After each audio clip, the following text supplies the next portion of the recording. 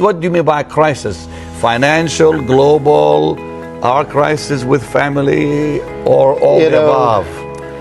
The whole world today is talking about crisis. Yeah.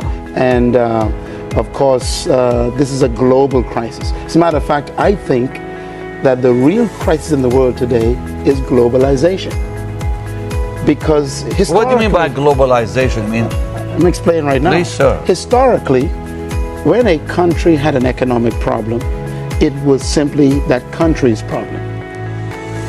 So you go back as far as 1930s, when the Great Depression took place, there were isolated experiences of depression around the world. If the economic conditions in one country fall apart, it didn't affect other nations. But today, because the whole world is so interdependent, when something happens in any country, it affects all the countries. For example, the present global crisis economically taking place was purported to have been started by some decision makers in the field of real estate in the United States.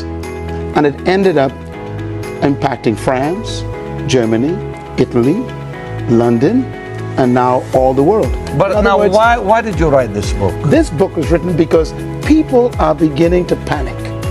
And crisis is any situation, circumstance, or condition that affects your environment and your life over which you have no control.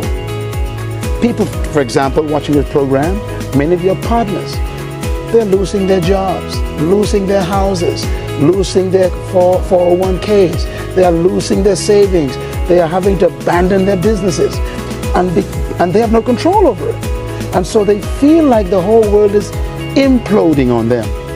And that's called a crisis. Well, in this book, I wanted to show that a crisis is not as negative as you think it is.